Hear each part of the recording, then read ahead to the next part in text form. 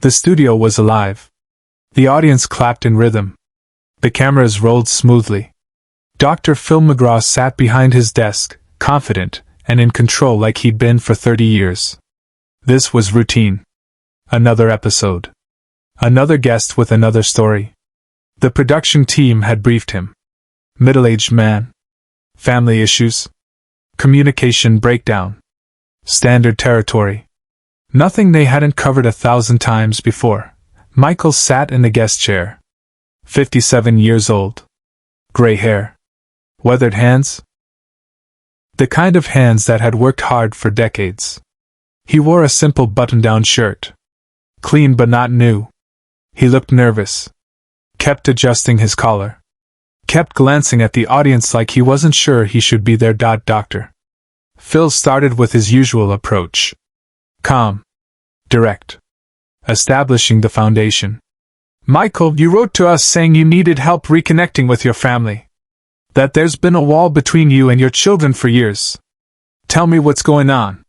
Michael nodded. Cleared his throat. It's been hard. After my wife died, I didn't know how to talk to them anymore. Didn't know how to be what they needed. So I just shut down.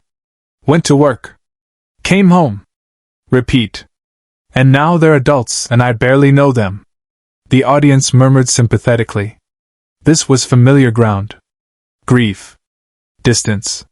Family breakdown. Dr. Phil had navigated this territory hundreds of times. He leaned forward, ready to dig deeper, ready to find the root of the problem. How long has it been since your wife passed? Dr. Phil asked.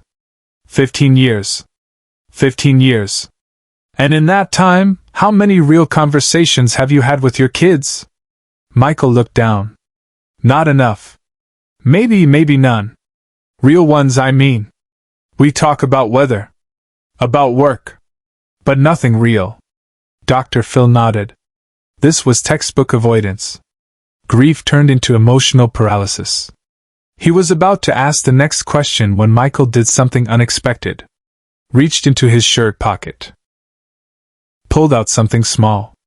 A photograph. Old. Creased. The kind of photograph that had been carried and looked at so many times the edges were soft. There's something I need to show you, Michael said quietly.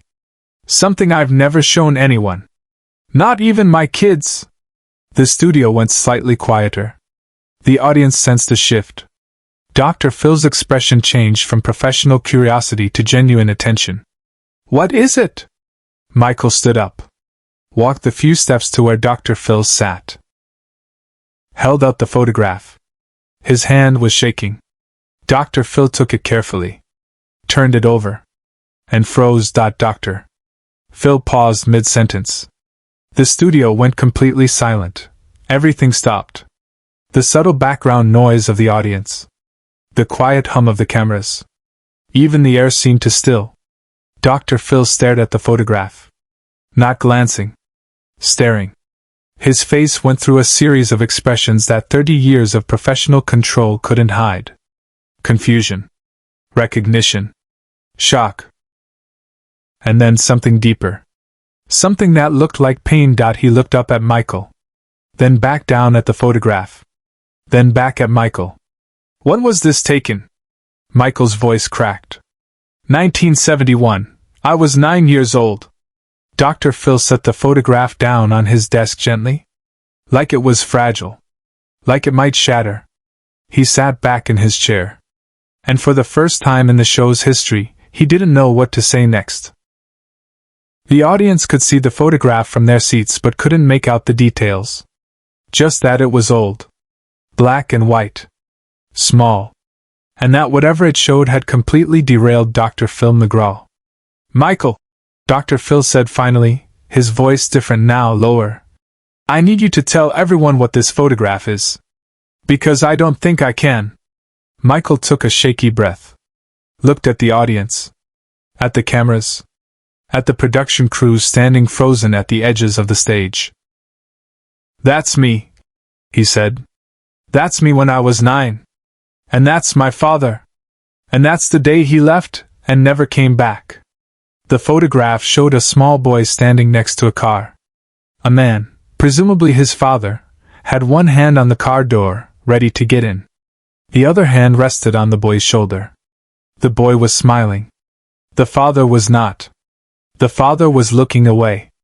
Already gone, even though he was still physically there. He told me he was going to the store. Michael continued. Told me he'd be back for dinner. I believed him. Why wouldn't I? I was 9. So I smiled for the picture. My mom took it. I don't think she knew either.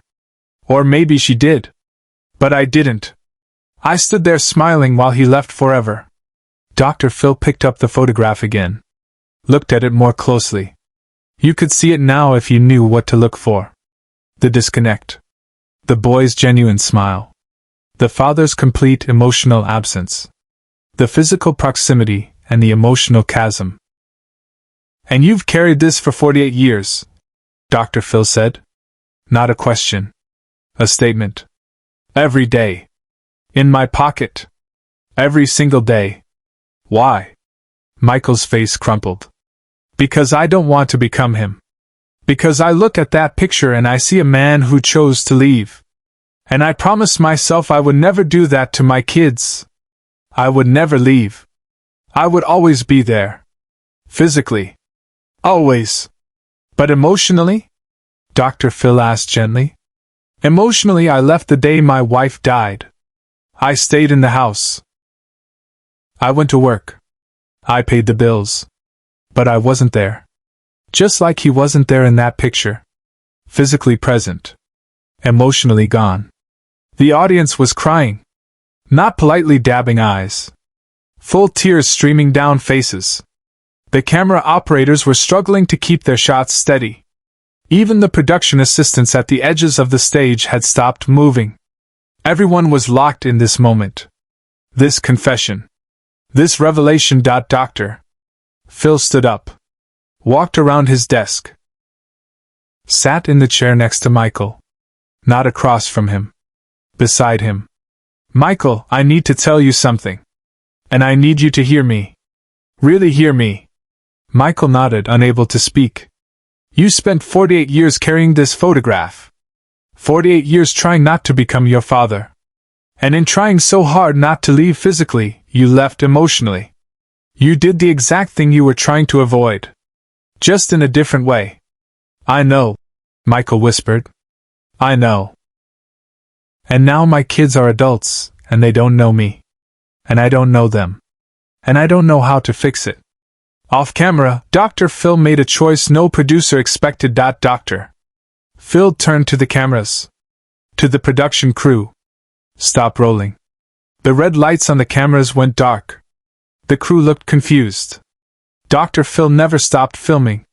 Never broke format. But he wasn't asking. He was directing. I said stop. Now. The studio fell into a different kind of silence. The silence of a moment happening off record. Dr. Phil turned back to Michael. Are your children here? In the building? Michael looked shocked. Yes. The producers, they asked them to come. In case we made progress. They're in the green room. Get them, Dr. Phil said to a producer standing off stage. Bring them here. Now. The producer hesitated. Dr. Phil, we're not scheduled for. I don't care about the schedule. Get them. Now. 3 minutes passed. The audience sat in confused silence. Michael stared at his hands. Dr. Phil sat beside him, not speaking, just present. Then the studio door opened. 3 people walked in. 2 women in their 30s. 1 man in his late 20s. They looked around nervously. Saw their father sitting on stage. Saw Dr. Phil beside him. Saw the photograph on the desk. Dr. Phil gestured to them. Come up here. All of you. They climbed onto the stage hesitantly. Stood in a small cluster. Looking at their father. At Dr. Phil. Waiting for an explanation. Dr. Phil picked up the photograph. Held it up so they could see. Do you know what this is? The eldest daughter squinted. Is that Dad? Yes. And his father? The day his father left, and never came back. Your father has carried this photograph every single day for 48 years. The three children stared. At the photograph. At their father. Processing. He carried it. Dr. Phil continued. Because he was trying not to become the man in this picture. Trying not to leave you. And he succeeded. He never left. Physically, he was always there. But in trying so hard not to abandon you the way he was abandoned, he abandoned you emotionally. He didn't know how to be present after your mother died. So he became this. Dr. Phil pointed to the father in the photograph. Physically there. Emotionally gone. The youngest son spoke, his voice shaking. Why didn't you ever tell us? Michael finally looked at his children. Really looked at them. Because I was ashamed. Because I thought if I told you, you'd see me as weak. As broken. As the kid in this picture who wasn't enough to make his father stay. The eldest daughter sat down on the stage. Right there on the floor. Dad, we thought you didn't care. We thought we weren't important to you. We thought you blamed us for Mom's death. What? Michael's face went white. No. God, no. Never. Then why did you disappear? The middle daughter was crying now.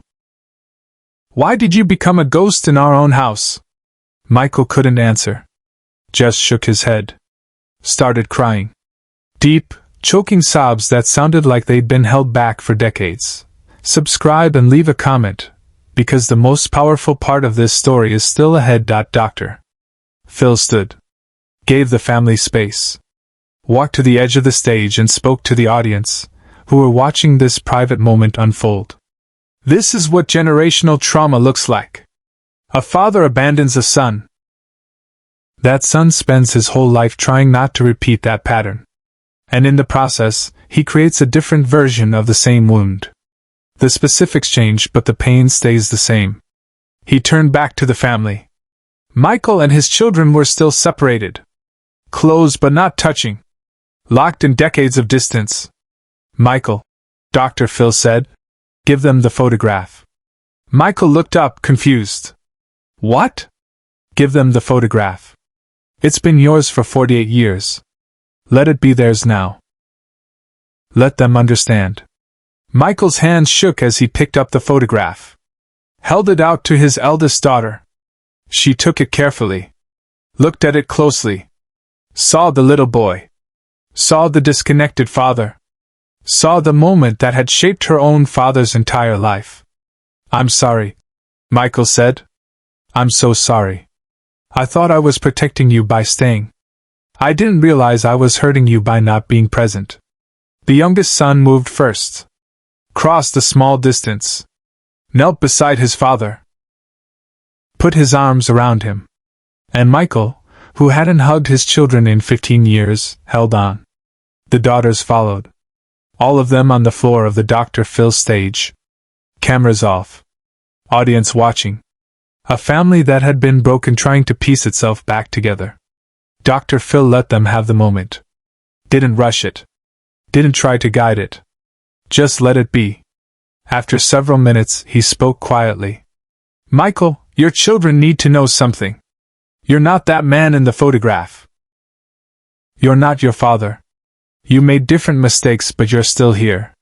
Still trying. And that matters. He turned to the children. And you three need to understand something too. Your father didn't withdraw because you weren't enough. He withdrew because he didn't know how to grieve. Didn't know how to be a widower and a father at the same time. That doesn't excuse it. But it explains it. But what happened next is something no one in the room, or watching at home, saw coming. The middle daughter, still holding the photograph, looked at her father. Dad, we need to take a new picture. All of us. Together. So this isn't the last family photo you carry. Michael looked at her. At all of them. And nodded. I'd like that. Dr. Phil gestured to a production assistant. Get a camera. A real camera. Not broadcast. Something they can keep. 2 minutes later, the four of them stood together, arms around each other. Michael in the middle. The photograph of him and his father tucked in his shirt pocket. But this time, everyone was present. Everyone was there. Not just physically. Actually there. The camera clicked. Share and subscribe. Make sure this story is never forgotten. Dr. Phil turned the cameras back on. Addressed the audience directly. Healing doesn't erase the past. Michael will always carry the wound of being abandoned. His children will always carry the wound of losing their mother, and then losing their father to grief. But today, they chose to stop the cycle. To create a new moment. A new photograph. One where everyone is actually present. 6 months later, Michael sent Dr. Phil a letter. In it was a copy of the new photograph. For people. Genuinely smiling. Actually connected. On the back, written in Michael's handwriting. Thank you for making me stop running from the picture and start creating a new one. Dr. Phil kept both photographs. The old one and the new one. Side by side in a frame in his office. A reminder that the patterns we inherit don't have to be the patterns we pass on. That being present takes more courage than staying. That sometimes, the bravest thing a broken person can do is let other people see the pieces. The old photograph stayed in Michael's pocket for 48 years. The new one went on his refrigerator. Where he could see it every single day. Where his children could see it when they visited. A reminder not of what was lost, but of what was finally, painfully, courageously found.